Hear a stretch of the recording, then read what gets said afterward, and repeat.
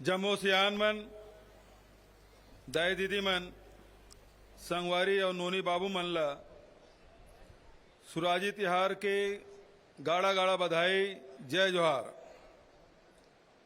भारत के 77वें स्वतंत्रता दिवस के पावन अवसर पर आप सभी छत्तीसगढ़ वासियों को हार्दिक बधाई और अनंत शुभकामनाएं। भारत की आज़ादी की लड़ाई सिर्फ एक देश को विदेशी साम्राज्य से मुक्त कराने की लड़ाई नहीं थी, बल्कि इसके अनेक सामाजिक, आर्थिक, नैतिक और राजनीतिक पहलू थे। इस लड़ाई से न्याय और लोकतंत्र का अमृत निकला। वास्तव में यह मानवता को तरह तरह के अत्याचारों और अन्यायों से मुक्त कराने की बड़ी लड़ाई थी, जिसका संदेश पूरी दुनिया में गया है। आज़ादी की लड़ाई में लाखों लोगों ने अपनी जान की बाजी लगा दी थी। इसमें छत्तीसगढ़ का नाम अग्रिम पंक्ति में दर्ज कराने वाले अमर शहीद गैन सिंह, शहीद वीर नारायण सिंह जैसे महान सपूतों का पावन स्मरण करते हुए मैं सभी अमर शहीदों को नमन करता हूं। मंगल पांडे, भगत सिंह, चंद्रशेखर आजाद, रामप्रसाद बिस्मिल, अशफाक उल्ला खां, रानी लक्ष्मीबाई, रानी अवंतीबाई लोधी जैसे हजारों विभूतियों की शहादत हमें देश के लिए सर्वोच्च बलिदान की प्रेरणा देती रहेगी। हमारा सौभाग्य है कि आज़ादी की लड़ाई का नेतृत्व करने वाले अनेक महान नेता आज़ाद देश के नवनिर्माण का नेतृत्व भी करते रहे। मैं उन पुरखों को याद करते हुए नई पीढ़ी को बलिदान और योगदान की गौरवशाली विरासत से जोड़ना चाहता हूं। राष्ट्रपिता महात्मा गांधी, पंडित जवाहरलाल नेहरू, डॉक्टर राजेंद्र प्रसाद, डॉक्टर भीमराव अंबेडकर, लाल बहादुर शास्त्री, नेताजी सुभाष चंद्र बोस, सरदार वल्लभ भाई पटेल, लाल बाल पाल, मौलाना अबुल कलाम आजाद जैसे विभूतियों ने राष्ट्रीय स्तर पर नेतृत्व किया था। वहीं वीर गुंडाधुर, पंडित रविशंकर शुक्ल, ठाकुर प्यारेलाल सिंह, बाबू छोटेलाल श्रीवास्तव, डॉक्टर खूबचंद बघेल, पंडित सुंदरलाल शर्मा, डॉक्टर ई राघवेंद्र राव, क्रांति कुमार, बैरिस्टर छेदीलाल, लोचन प्रसाद पांडे, यति यतनलाल, डॉक्टर राधाबाई, पंडित वामन राव लाखे, महंत लक्ष्मी नारायण दास, अनंतराम बरछिया, मौलाना अब्दुल रऊफ खान, हनुमान सिंह, रोहिणीबाई परगनिया, केकतीबाई बघेल, श्रीमती बेलाबाई, इंद्रू केवट, उदयराम वर्मा, खिलावन बघेल, हंसिया मंडल जैसे अनेक स्वतंत्रता सेनानियों का योगदान भी स्वर्ण अक्षरों में दर्ज है। मैं इन सभी को सादर नमन करता हूं। भाइयों बहनों और प्यारे बच्चों, भारत के स्वतंत्रता संग्राम का इतिहास भारतवासियों की एकता की स्याही से लिखा गया है। देश में जाति, धर्म, संप्रदाय, संस्कृति आदि विविधताओं के बावजूद भारतवासियों के साथ रहने और साथ मिलकर चुनौतियों का सामना करने की अद्भुत क्षमता रही है। सर्वधर्म समभाव वाली हमारी एकजुटता के कारण भारत की एकता और अखंडता मजबूत बनी रही। आजाद भारत का गौरवशाली संविधान कहता है, भारत देश राज्यों का संघ है, इसलिए भारत सरकार को संघ की सरकार कहा गया है। इसका मतलब है कोई एक राज्य भी यदि संकट में है तो यह उस राज्य की निजी समस्या नहीं, बल्कि पूरे देश की चिंता का विषय है। आज मैं इस मंच से संकटग्रस्त सभी राज्यों की चिंताओं में छत्तीसगढ़ की सहभागिता व्यक्त करता हूं। देश की आज़ादी और संविधान प्रदत्त अधिकार सबके लिए है और जब तक सब भारतवासी उनका समुचित उपयोग कर पाएंगे, तभी तक हमारी आज़ादी सुरक्षित रह पाएगी। प्रत्येक राज्य को और प्रत्येक राज्य को और देश के प्रत्येक नागरिक को सशक्त बनाकर ही देश को मजबूत बनाया जा सकता है। यही कारण है कि हमने छत्तीसगढ़ में हर व्यक्ति और हर वर्ग को न्याय दिलाने का संकल्प लिया है। आज मुझे यह कहते हुए खुशी है, हमारी न्याय योजनाओं का प्रत्यक्ष असर हो रहा है। हमारी न्याय योजनाएं प्यार की गंगा बहा रही है और दिलों को जोड़ रही है। किसान, ग्रामीण, अनुसूचित जाति, अनुसूचित जनजाति, अन्य पिछड़ा वर्ग, अल्पसंख्यक वर्ग, महिला, युवा, बच्चे आदि सभी का जीवन सरल बनाने, इनकी जरूरतों को पूरा करते हुए तरक्की के रास्ते पर आगे ले जाने के लिए हमने बड़े बड़े निर्णय लिए हैं। हमने किसानों से किया हुआ वादा कैसे निभाया, यह बात सिर्फ किसान ही नहीं बल्कि पूरा प्रदेश और देश जानता है। सरकार बनते ही सबसे पहले लगभग 9,000 करोड़ रुपए का अल्पकालिक कृषि ऋण माफ किया, 2500 रुपया प्रति क्विंटल में धान खरीदा, समर्थन मूल्य पर धान खरीदी की मात्रा लगभग 56 लाख मीट्रिक टन से बढ़कर 107 लाख मीट्रिक टन किया। यह कुशल प्रबंधन और हमारी सरकार के प्रति बड़े विश्वास के कारण हुआ। धान बेचने वाले किसानों की संख्या 12,60,000 से बढ़कर करीब 25 लाख हो गई है। धान खरीदी केंद्रों की संख्या 1,989 से बढ़कर 2,617 किया। हम अपने वादे पर अडिग हैं। आगामी खरीफ मौसम में छत्तीसगढ़ के किसान भाई बहनों से प्रति एकड़ 20 क्विंटल धान की खरीदी समर्थन मूल्य पर की जाएगी। किसानों को ब्याज मुक्त ऋण देने के लिए प्राथमिक कृषि साख समिति की संख्या 1,333 से बढ़ाकर 2,058 किया। कृषि ऋण की राशि 3,546 करोड़ रुपये से बढ़ाकर 7,000 करोड़ रुपये की गई।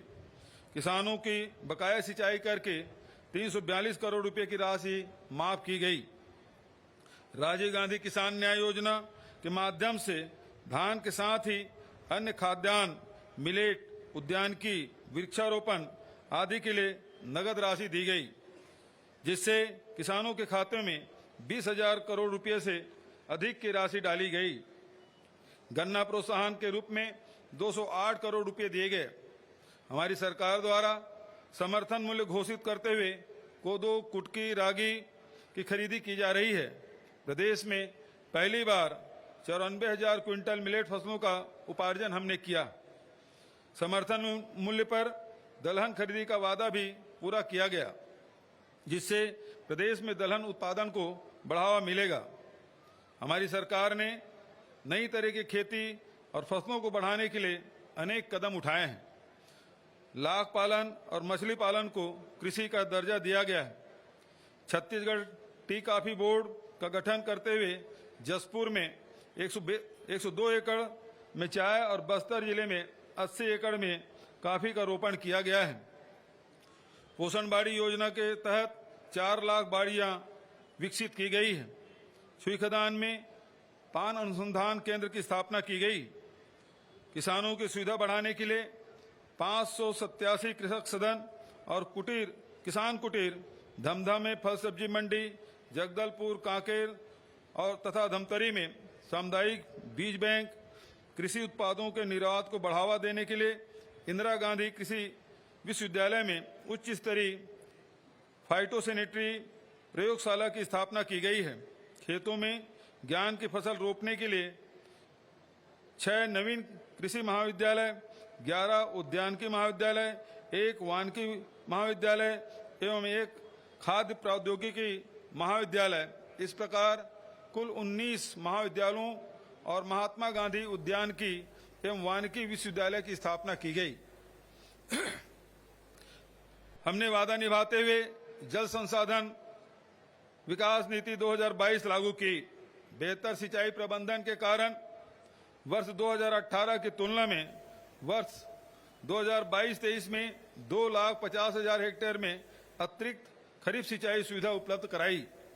विगत 4 वर्षों में सिंचाई परियोजनाओं के 1036 कार्य स्वीकृत हुए, जिसके लिए 4,451 करोड़ रुपए से अधिक राशि स्वीकृत की गई।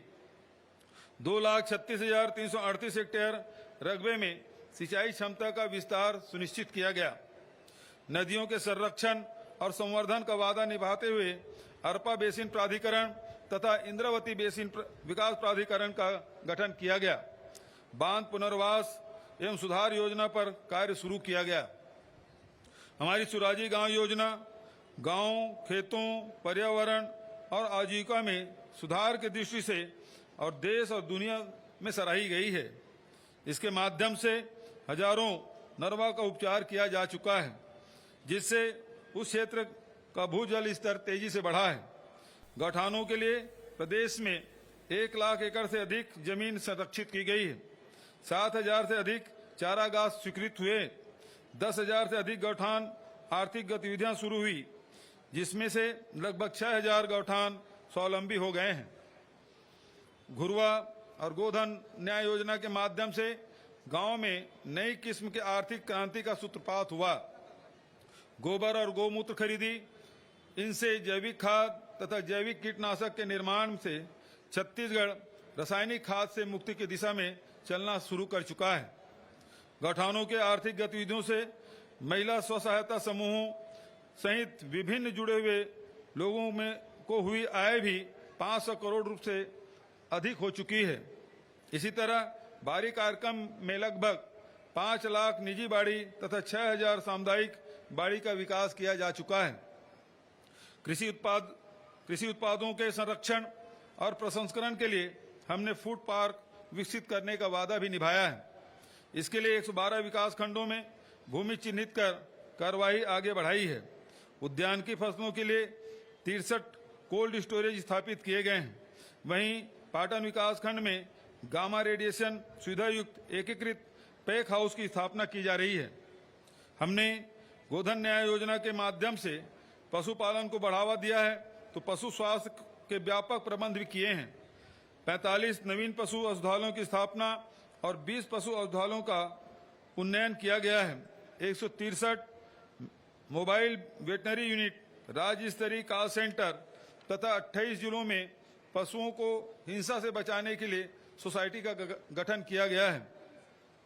हमने भूमिहीन कृषि मजदूरों से किया वादा निभाते हुए हमने राजीव गांधी भूमिहीन कृषि मजदूर न्याय योजना शुरू की है।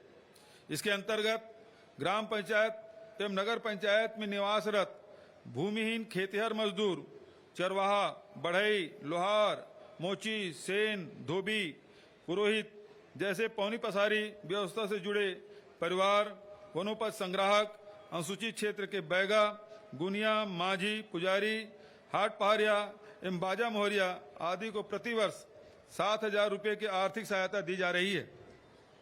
अभी तक 590 करोड़ रुपए की राशि दी जा चुकी है। महात्मा गांधी राष्ट्रीय ग्रामीण रोजगार गारंटी योजना के अंतर्गत हम लक्ष्य और लेबर बजट से अधिक काम करते हुए आए हैं। इस वर्ष भी हमने 1,200 लाख मानव दिवस के लेबर बजट के विरुद्ध 110% अधिक अर्थात 1,335 लाख मानव दिवस रोजगार सृजित किया है। छत्तीसगढ़ राज्य ग्रामीण आजीविका मिशन, बीसी सखी, समुदाय आधारित संवाहिनी कृषि योजना जैसे उपायों के माध्यम से 32 लाख से अधिक महिलाओं को रोजगार दिया जा रहा है। वहीं गौठान, जैविक खेती तथा डीडीयू जीकेवाई योजनाओं से 2 लाख अधिक महिलाओं को नए तरह के रोजगार के अवसर से जोड़ा गया है। हमने Mahatma Gandhi rural industrial park के माध्यम से ग्रामीण उद्योगों की क्रांति का बीड़ा उठाया है। यह वादा निभाते हुए जिलों में 300 रुपये स्थापित किए हैं, जिसमें से 1,300 से अधिक उद्योग संचालित हैं और लगभग 11,000 लोगों को इनसे सीधा रोजगार मिला है। रीपा की तर्ज पर नगरीय निकायों में Mahatma Gandhi urban industrial park का निर्माण भी किया जा रहा है। छत्तीसगढ़ के गांवों में कोई भी परिवार बेघर न रहे, इसके लिए हमने बहुत बड़ी सोच और न्याय की विराट भावना से काम लिया है।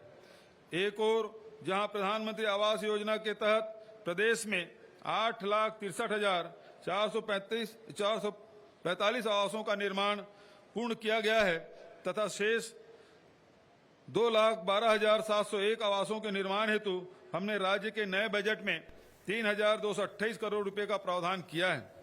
वहीं दूसरी ओर हमने वर्ष 2011 की जनगणना के बाद पात्र हुए परिवारों की भी चिंता की है।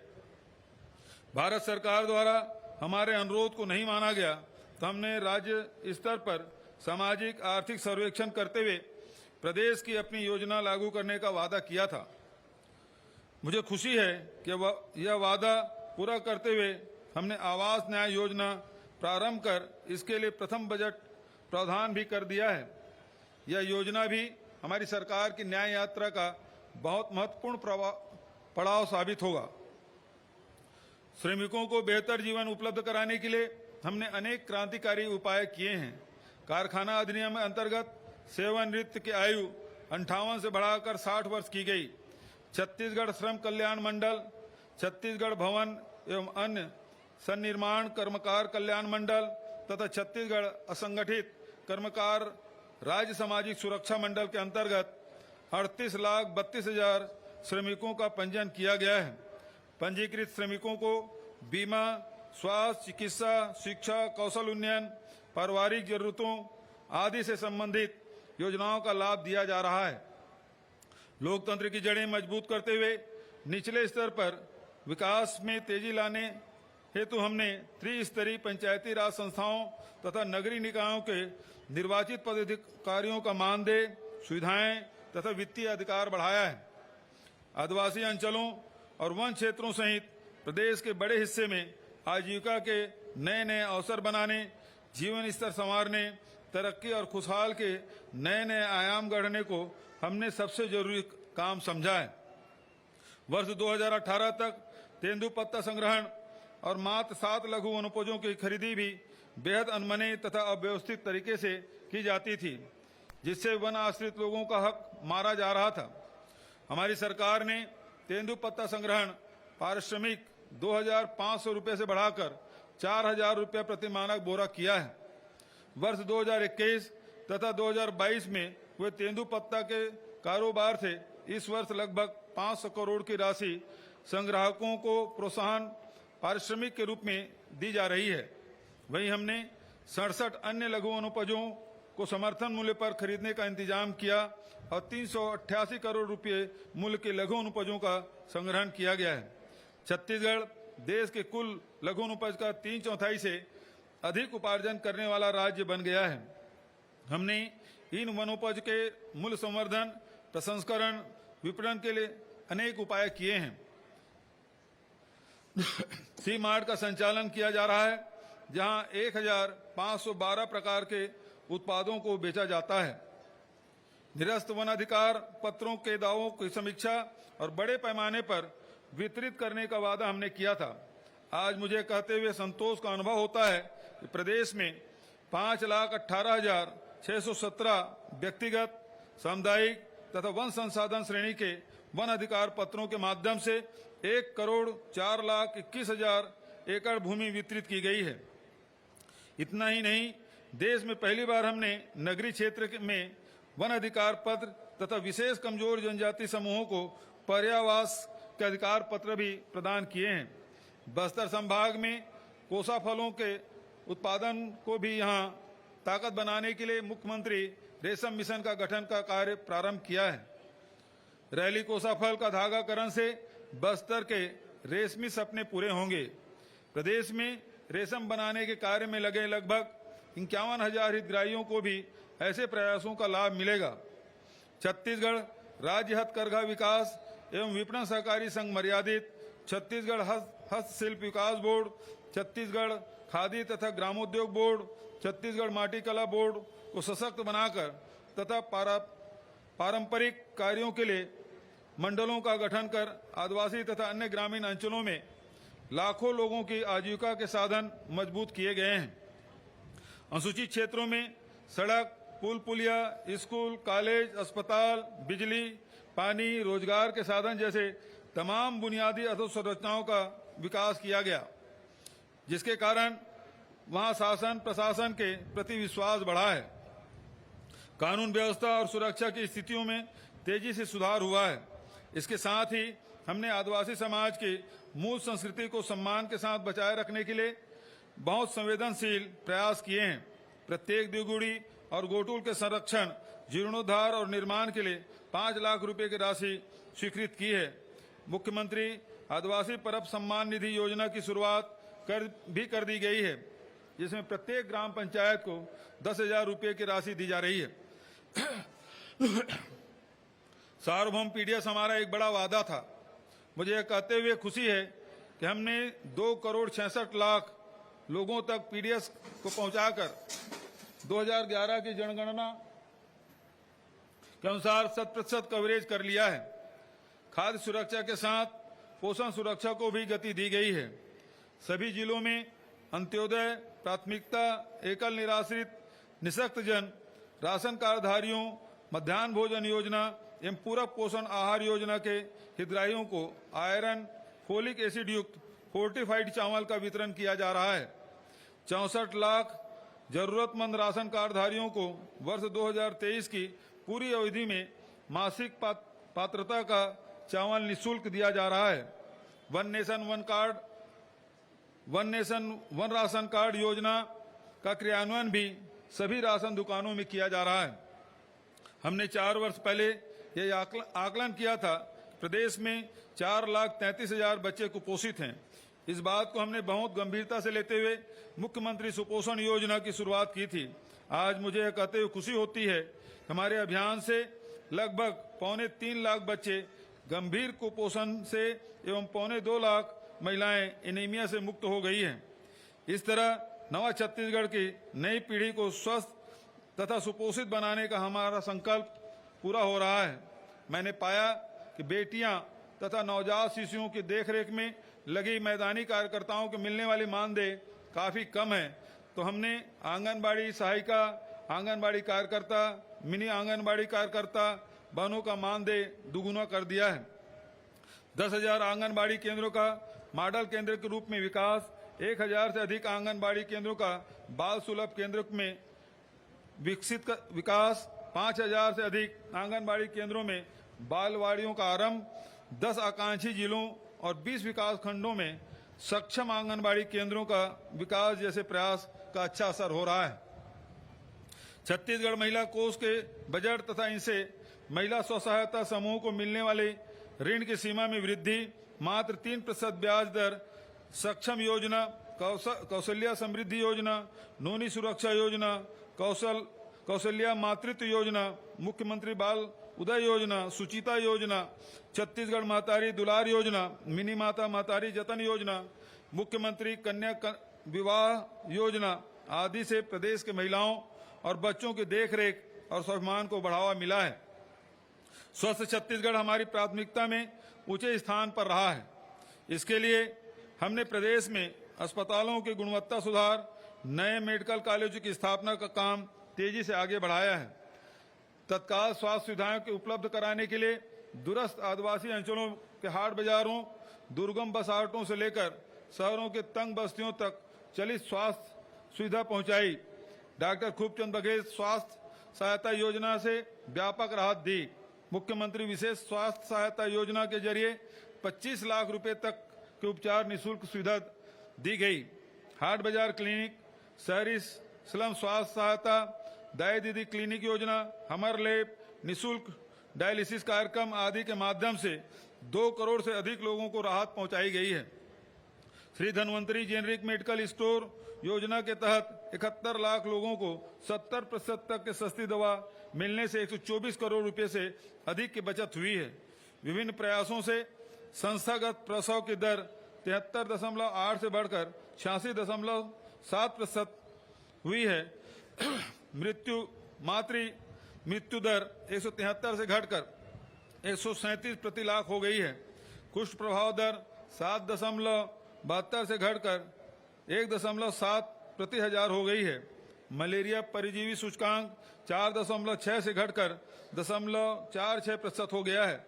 इस तरह हम स्वस्थ छत्तीसगढ़ गढ़ने का सपना भी तेजी से साकार कर रहे हैं। अच्छी शिक्षा विद्यार्थियों के मन के बंधनों को खोलती है तथा उन्हें आदर्श नागरिक के रूप में देश सेवा के लिए तैयार करती है। हमारी सरकार ने राज्य गठन के बाद पहली बार नियमित शिक्षकों की भर्ती का अभियान छेड़ा है, जिसके पहले चरण में 10,834 शिक्षकों की भर्ती की गई। वहीं अब बस्तर तथा सरगुजा संभाग के लिए 12,489 शिक्षकों की भर्ती प्रक्रिया प्रचलन में है। आर्थिक रूप से और मध्यम और कमजोर तबकों के बच्चों को महंगे स्कूलों में शिक्षा दिलाने का सपना लाखों परिवारों को तोड़ देता था।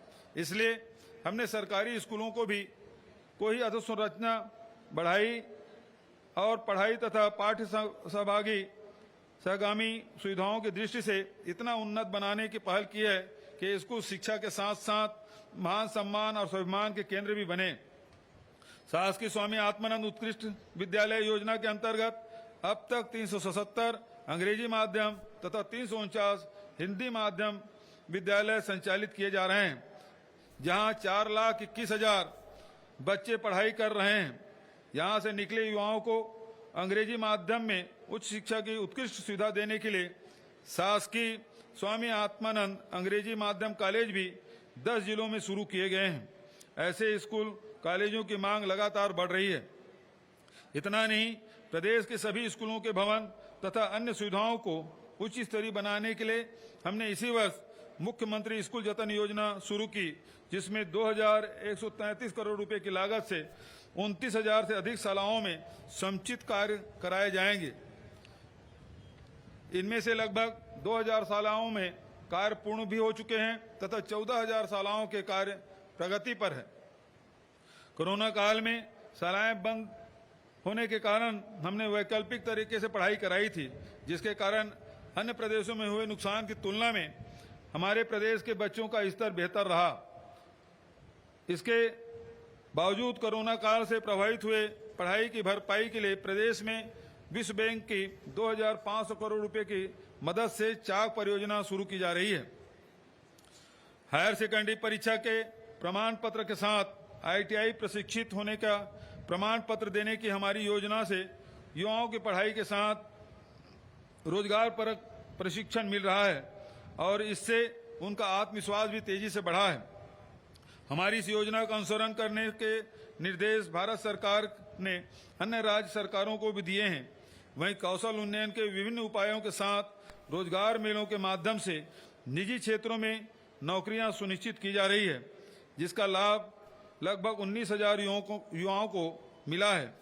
प्रदेश में अंतर्राष्ट्रीय स्तर के आवासीय विद्यालय का सपना साकार करने के लिए नवा रायपुर में 100 करोड़ रुपए की लागत से भवन निर्माण कार्य प्रारंभ किया जा चुका है। वहां राष्ट्रीय स्तर के शिक्षा प्रशिक्षण संस्थान की स्थापना भी नया रायपुर में की जा रही है। हमने युवाओं पर भरोसा जताते हुए उनके सुखद भविष्य के लिए अनेक कदम उठाए हैं। मुझे खुशी है, युवाओं से भी मुझे बहुत प्यार और आदर मिला है। भेंट मुलाकात कार्यक्रम में सार्थक संवाद और उनके उत्साह से भी मैं अभिभूत हूं। हमने 4 नए संगीत महाविद्यालयों के साथ 71 नए महाविद्यालय प्रारंभ किए। सहायक प्राध्यापक, ग्रंथपाल, क्रीड़ा अधिकारी के पदों पर 1,553 नियुक्तियां की गई। हमने प्रतियोगी परीक्षाओं के परीक्षा शुल्क माफ करने का फैसला किया, जिससे 22,28,000 युवाओं की करीब 33 करोड़ रुपए की फीस माफ हुई है। व्यापम, लोक सेवा आयोग, छत्तीसगढ़ राज्य विद्युत कंपनियों तथा स्वामी आत्मानंद स्कूलों में हुई भर्ती से लगभग 42,000 युवाओं को नौकरी मिली है। शासन से वित्त पोषित विभिन्न निगमों, मंडलों, समितियों, विभागों में की गई भर्तियां की संख्या हजारों में है।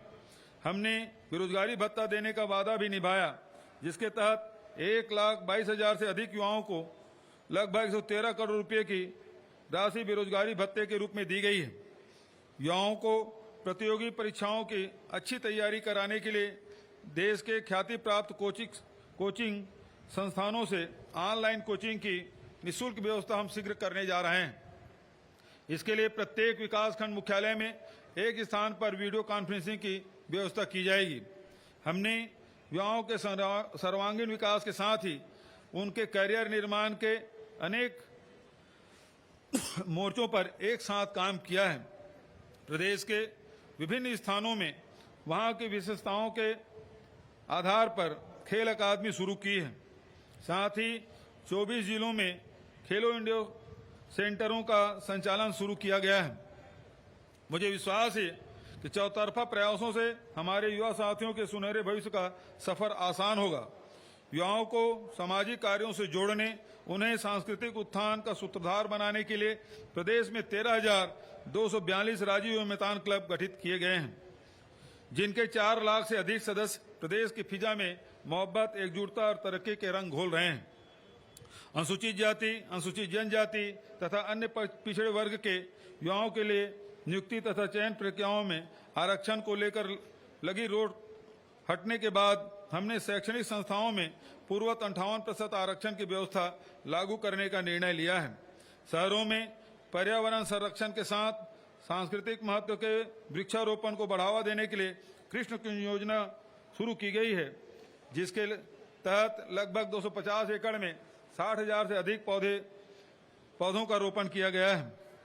छोटे भूखंडों का पंजीयन मध्यम वर्गीय परिवारों की मूलभूत आवश्यकता है, जिसका हनन पूर्व में किया गया था। हमने ऐसे भूखंडधारी क्रेता तथा विक्रेताओं को न्याय दिलाने का वादा निभाया, जिसके कारण से लगभग 5 लाख भूखंडों का पंजीयन हुआ।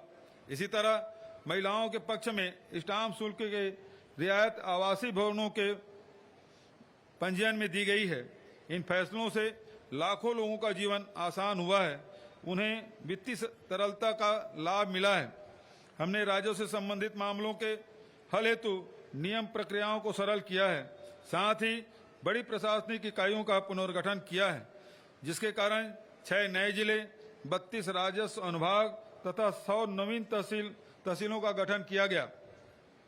इस तरह हमने शासन प्रशासन को आम जनता के करीब लाकर यह संदेश दिया कि जनता की सेवा ही हमारा कर्तव्य है। हमारी सरकार में आने के पहले प्रदेश में मात्र 7% घरों में ही घरेलू नल कनेक्शन थे, अब बढ़कर 55% हो गए हैं। राज्य में अब तक 27,25,761 ग्रामीण परिवारों को घरेलू नल कनेक्शन का लाभ दिया जा चुका है। अब 2,72,114 हैंडपंपों, 4,540 नल जल योजनाओं, 2,182 स्थल जल प्रदाय योजना तथा 12,737 सोलर आधारित जल प्रदाय योजनाओं के माध्यम से ग्रामीणों को पेयजल उपलब्ध कराया जा रहा है। जल जीवन मिशन के अंतर्गत मार्च 2024 तक छत्तीसगढ़ के समस्त 50,13,000 ग्रामीण घरों में नल कनेक्शन के माध्यम से 55 लीटर प्रति व्यक्ति प्रतिदिन के मापदंड से शुद्ध पेयजल उपलब्ध कराने का लक्ष्य है। 124 नगरीय निकायों में जल प्रदाय योजना तथा 13 समूह जल प्रदाय योजना पूर्ण कर जल प्रदाय प्रारंभ कर दिया गया है। छत्तीसगढ़ में उत्पादित होने वाली बिजली का लाभ हमारे प्रदेश के किसानों तथा आम जनता को नहीं मिल पाता था। हमने इस नीति को बदलते हुए प्रदेश को अधिक उत्पादन के साथ अधिक उपभोग वाला राज्य भी बनाने का निर्णय लिया, ताकि ज्यादा से ज्यादा लोग बिजली का उपभोग कर सकें, बिजली की खपत उनके पहुंच के भीतर हो। इसके लिए हाफ बिजली योजना लागू की गई। इस योजना से लगभग 43 लाख घरेलू बिजली उपभोक्ताओं को लगभग 3,900 करोड़ रुपए की छूट दी जा चुकी है।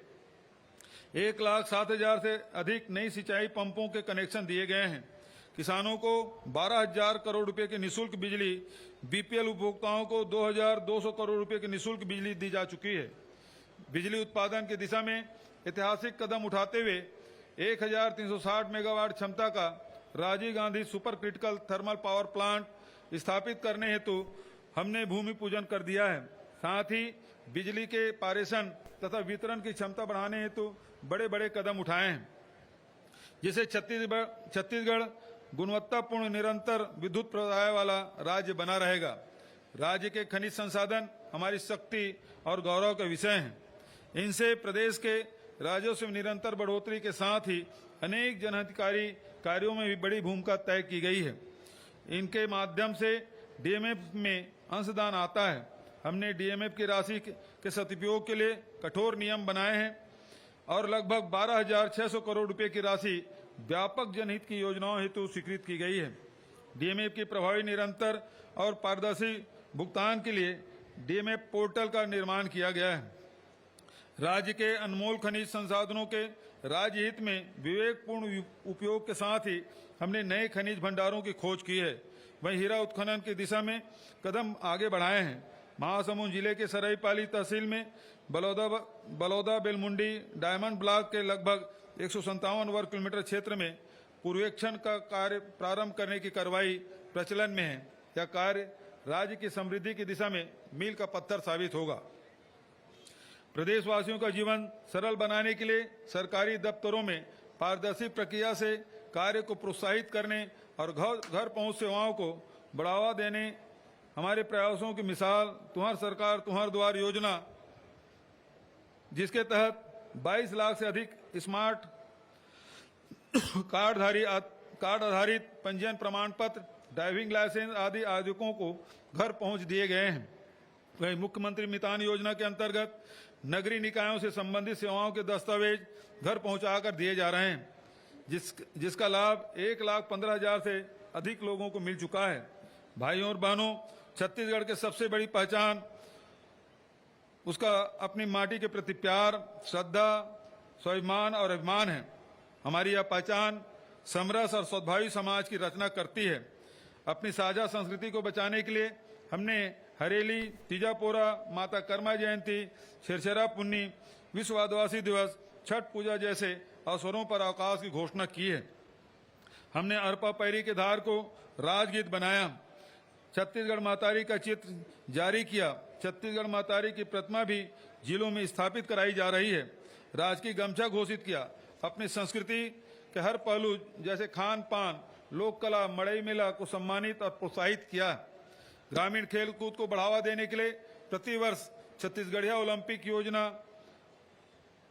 ओलंपिक आयोजित करने की शुरुआत की। प्रत्येक वर्ष अक्ति त्योहार को माटी पूजन दिवस घोषित किया।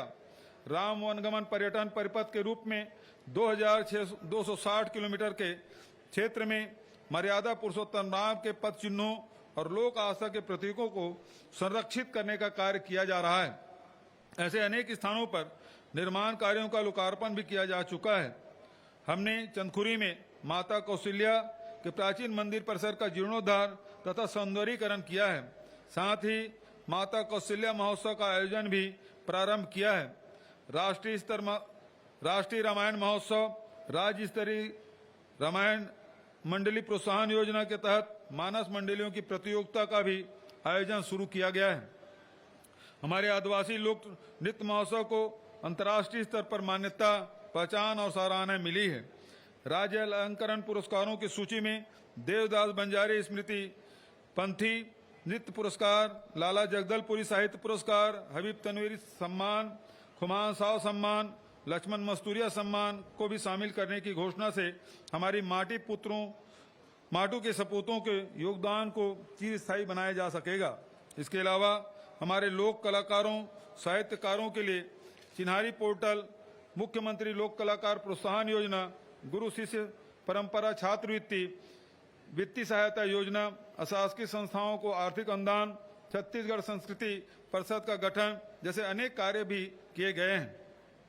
छत्तीसगढ़ फिल्म नीति के अमल से बॉलीवुड के 19 फिल्मों की शूटिंग सुनिश्चित हुई है।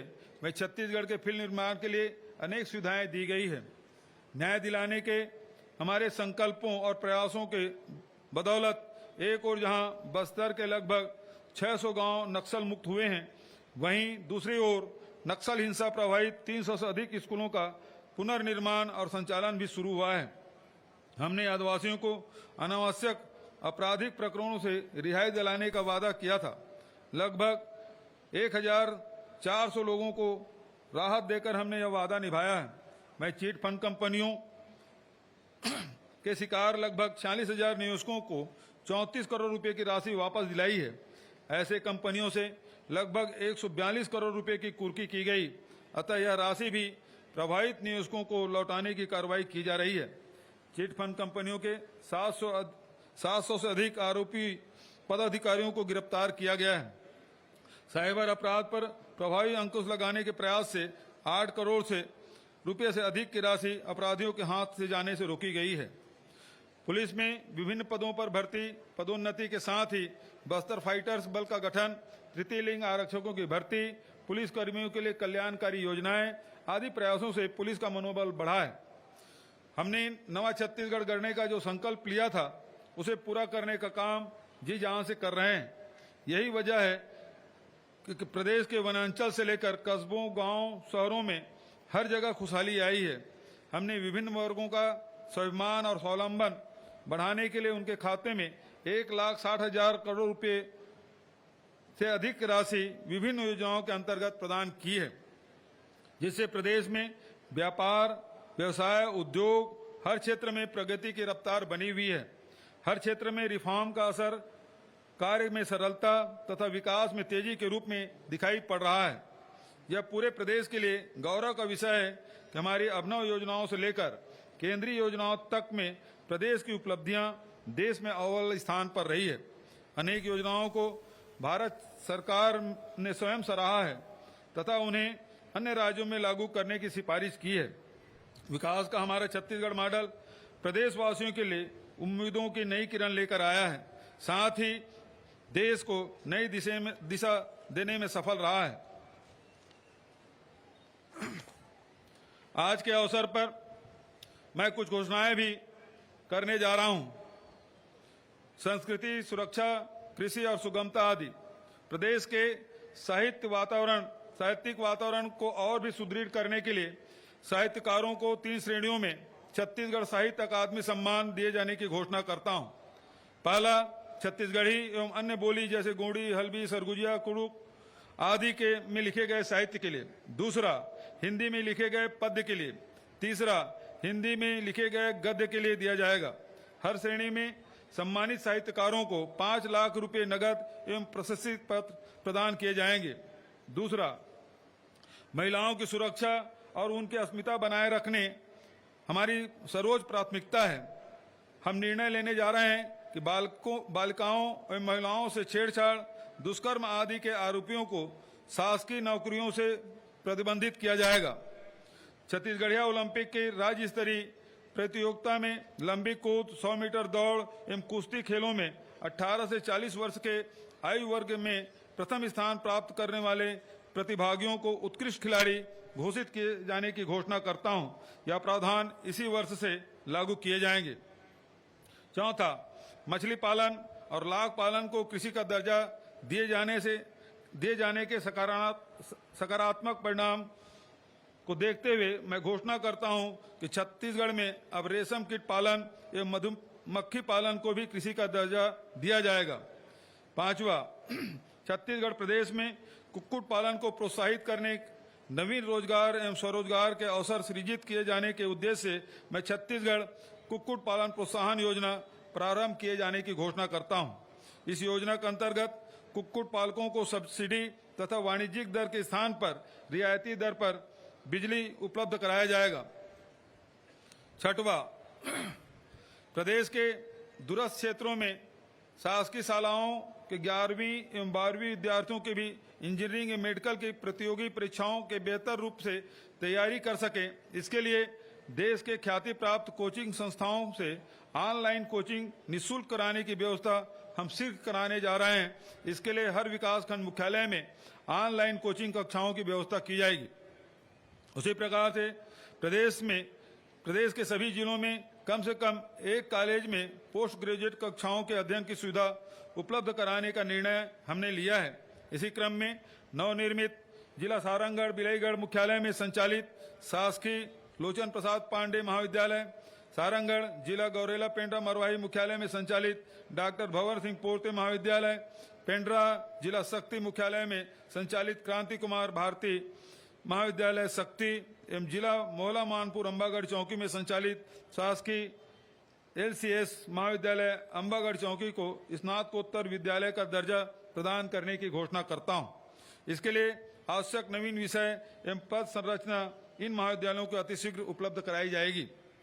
8वां, नवा छत्तीसगढ़ गढ़ने में आधुनिक प्रौद्योगिकी की भूमिका को देखते हुए हम अगले शिक्षा सत्र से स्कूली बच्चों के पाठ्यक्रम में भी artificial intelligence, machine learning, internet of things जैसे अत्याधुनिक तकनीकी की जानकारी पाठ्यक्रम में शामिल करेंगे, जिससे हमारे बच्चे भविष्य के तकनीकी के लिए अभी से तैयारी कर सकें और प्रौद्योगिकी के क्षेत्र में विश्व का नेतृत्व करने के योग्य बन सकें। 9वां, मैं घोषणा करता हूं कि शासकीय महाविद्यालय में पढ़ने वाले विद्यार्थियों को घर से कॉलेज और कॉलेज से घर आने जाने के लिए बस के माध्यम से निःशुल्क परिवहन सुविधा उपलब्ध कराई जाएगी। 10वां, छत्तीसगढ़ की अस्मिता और पहचान छत्तीसगढ़ी भाषा से है। आज मैं घोषणा करता हूं कि अगले शिक्षा सत्र से राज्य के निजी क्षेत्र में छत्तीसगढ़ी भाषा बोली जाती है, जिन क्षेत्रों में छत्तीसगढ़ी भाषा बोली जाती है वहाँ छत्तीसगढ़ी भाषा एवं आदिवासी क्षेत्रों में वहाँ स्थानीय बोली को कक्षा 1 से 5 तक पाठ्यक्रम में एक विषय के रूप में सम्मिलित किया जाएगा। 11वां, शहरी स्वच्छता दीदियों के उत्कृष्ट कार्यों को देखते हुए उनके मानदेय में 20% वृद्धि की घोषणा करता हूं। स्वच्छता दीदियों के उत्कृष्ट कार्यों के कारण ही हमारे प्रदेश ने लगातार 3 बार देश का स्वच्छतम राज्य होने का गौरव हासिल किया है। शहरी आजीविका के क्षेत्र में कार्यरत सामुदायिक संगठनों के उत्कृष्ट कार्यों को देखते हुए उनके मानदेय में 20% बढ़ोतरी की घोषणा करता हूं। मैं घोषणा करता हूं कि हमारे मेहनत का निर्माण श्रमिकों के लिए मुख्यमंत्री निर्माण श्रमिक पेंशन सहायता योजना प्रारंभ की जाएगी। निर्माण कार्य करने वाले ऐसे मजदूर जिनकी आयु 60 वर्ष हो चुकी है तथा जो 10 साल तक पंजीकृत रहे हैं, उन्हें जीवन पर्यंत हर महीने 1500 रुपये मासिक पेंशन दी जाएगी। औद्योगिक प्रशिक्षण संस्थाओं में कार्यरत संविदा प्रशिक्षण अधिकारियों के एक मुश्त संविदा वेतन को 25,780 रुपये से बढ़ाकर प्रति माह 32,740 रुपये करने तथा मेहमान प्रवक्ताओं को प्रति माह अधिकतम भुगतान की सीमा 13,000 से बढ़ाकर 15,000 रुपये प्रति माह करने की घोषणा करता हूं। 15वां, छत्तीसगढ़ में शिक्षा सुविधा में अपना महत्वपूर्ण योगदान देने वाले अंशकालीन सफाई कर्मी भाई बहनों एवं मध्याह्न भोजन कार्यक्रम से जुड़े रसोइयों के मानदेय में 500 रुपये प्रति माह वृद्धि करने की घोषणा करता हूं। आदरणीय साथियों, भाइयों और बहनों, इस स्वतंत्रता दिवस के गणतंत्र दिवस 2024 के बीच बहुत छोटा सा कालखंड है, लेकिन मैं इस बार फिर कहना चाहता हूं कि 26 जनवरी 2024 को हमें 75वां गणतंत्र दिवस बहुत गौरवशाली ढंग से मनाना है। आज़ादी के लिए हमारे पुरखों ने जो कुर्बानियां दी, सेना के जवानों और तमाम सुरक्षा बलों ने देश की एकता और अखंडता को बचाए रखने में जितने कष्ट सहन किए हैं, हमारे महान नेताओं ने जिस तरह देश को एकजुट बनाए रखने के लिए संघर्ष किए, उन्हें याद रखना है। नए जोश खरोश और समर्पण के साथ हमें छत्तीसगढ़ महतारी की सेवा करना है। छत्तीसगढ़ के विकास को नई बुलंदियों पर ले जाने के लिए अभी हमें बहुत कुछ करना है। मुझे विश्वास है आप सबका प्यार और आशीर्वाद मिलता रहेगा। जय हिंद, जय छत्तीसगढ़।